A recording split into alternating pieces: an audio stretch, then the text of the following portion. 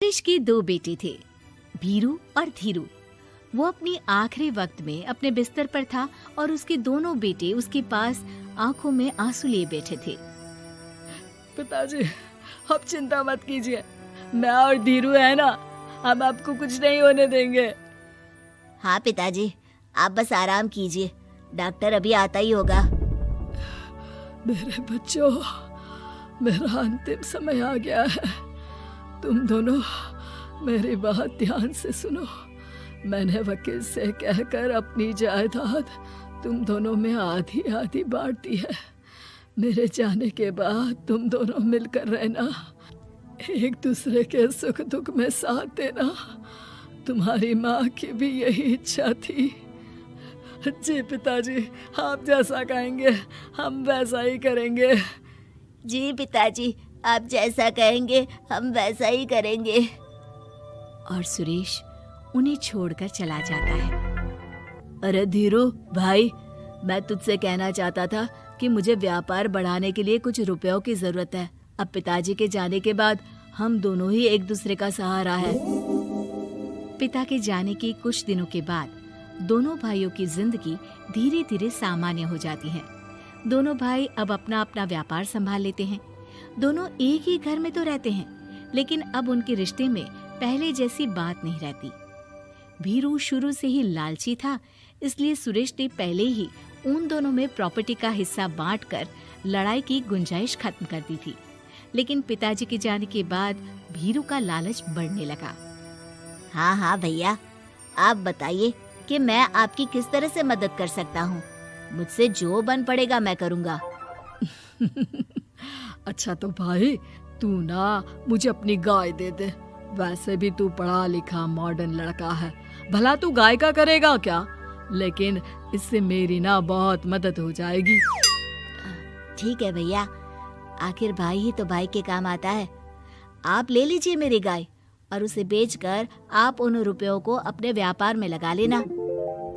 बस फिर क्या था, भीरू अपने लालच की वजह से आए दिन धीरू से किसी न किसी बहाने पैसे या कीमती सामान ऐंठता रहता और बेचारा सीधा सादा धीरू उसकी मदद कर दिया करता। इसी तरह 2 साल बीत जाते हैं और दोनों भाई शादी कर लेते हैं। शादी होने के साथ ही अपनी बीवी के कहने पर भीरू अपना हिस्सा अलग कर लेता है। अब दोनों भाई अलग अलग रहने लगते हैं। अरे साधना, ये देखो, मैंने आज ही एक बड़ी डील साइन की है। ये शहर का सबसे बड़ी फैक्ट्री का मालिक है।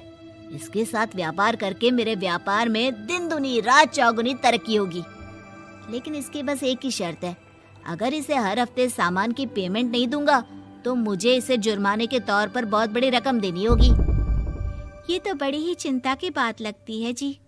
अरे चिंता कैसी, मैंने पहले ही हिसाब लगा लिया है। मैं इसे हर हफ्ते पेमेंट भी दूंगा और एडवांस पे ऑर्डर भी, तो फिर चिंता काहे की। पास से गुजर रहा भीरू उन दोनों की सारी बातें सुन लेता है और फिर, अरे राधा, सुनती हो? उस धीरू ने आज एक बहुत बड़ी डील साइन की है। ये सुनकर ना मुझे बहुत बुरा लग रहा है। भीरू उसे सारी बात बताता है। तो ऐसे हाथ पे हाथ रख के गुस्सा करने से क्या होने वाला है? आप तो उस डील की कमजोर कड़ी जानते ही हैं, तो मारिए हथौड़ा। अगले दिन धीरू के घर में चोरी होती है और उसमें उसके वो रुपए भी चले जाते हैं जो धीरू डील के मुताबिक क्लाइंट को देने वाला था। फिर शर्त के हिसाब से धीरू को जुर्माने की रकम देने के लिए अपना घर गिरवी रखना पड़ता है और उसका व्यापार भी बंद हो जाता है। सुनिए जी, आप दिल छोटा मत कीजिए। आप कोई ऐसा बिजनेस कीजिए जिसे आप जल्दी से जमा सके और कम पैसों से भी शुरू कर सके। आप फल सब्जियों का व्यापार शुरू कीजिए। तुम ठीक कहती हो, मैं कल से ही मंडी जाकर सब जानकारी लेकर आता हूँ। उधर भीरू और राधा धीरू की बर्बादी की खुशियां मनाने में लग जाते हैं और इधर धीरू खूब मेहनत करके फिर से अपनी आर्थिक हालात पटरी पर ले आता है। लेकिन फिर एक दिन, अजी सुनती हो, तुम यहाँ पर उसके बर्बाद होने की गलतफहमी में खुश हुए जा रहे थे और तुम्हारे भाई का फल सब्जियों का व्यापार बड़ा अच्छा चल निकला है। मैं अभी बाजार में उसकी दुकान देख कर आ रही हूँ। अरे भीड़ लगी हुई थी वहां तो तो फिर जल्दी से अपने खुराफाती दिमाग से कोई आइडिया निकालो इस मुसीबत का।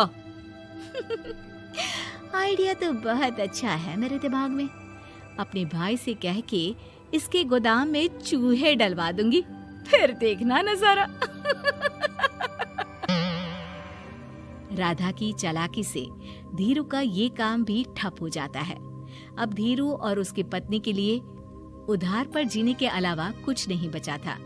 बेचारा ईमानदार धीरू अपने भाई भाभी की चालाकी की वजह से बहुत बुरे दिन काट रहा था। मैं तो बिल्कुल बर्बाद हो गया साधना।